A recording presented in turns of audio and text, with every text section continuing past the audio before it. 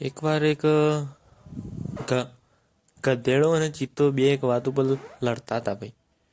અને એ વાત ઉપર એમ લડતા હતા કે ભાઈ પેલું ઉપર આસમાન ખરું ને વાદળો એ એ ચિત્તો કે ભાઈ એ રહ્યો ને વાદળી હોય, ગધેડો કે લાલ હોય. ખાસું લડ્યો પછી વચ્ચે બે વચ્ચે નક્કી થયું કે ભાઈ આપણે જઈએ જંગલના રાજા જોડે, સિંહ જોડે. પછી એ રહ્યો જે ન્યાય કે અને જે ખોટું પડે એને પછી જે થાય એ કરશું, સજા મળશે. તે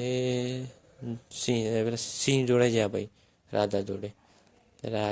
રાજાને કીધું ચિત્તાએ કે ભાઈ અમારા બેમાં એક પેલી એ થાય વાતની આગા પાછી થાય, તો જે ખોટું હોય એને તમે મારીને ખાઈ જજો.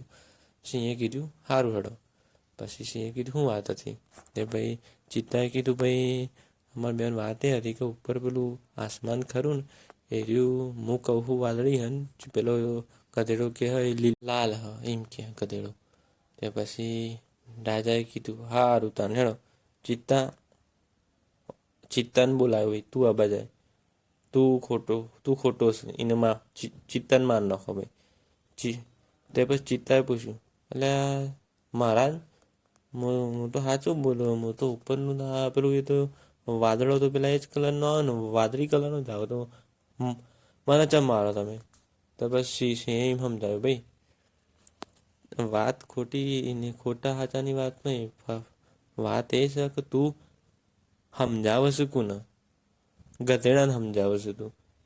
એટલે ખોટા આપણે કહેવાય ને કે જેને જેટલું સમજાય એ ના સમજે તો પછી ટાઈમ વેસ્ટ આપણો જાય. એટલે આપણી જે આપણી જિંદગી છે ને એની અંદર આવા લોકો રોજ આવતા રહે.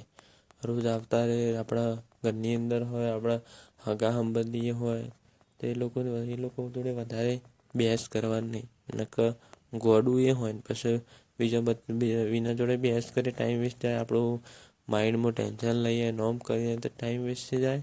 અને ગોડો એ ના ગણાઈએ, પછી ગોડો આપણે ગણાઈએ એમ.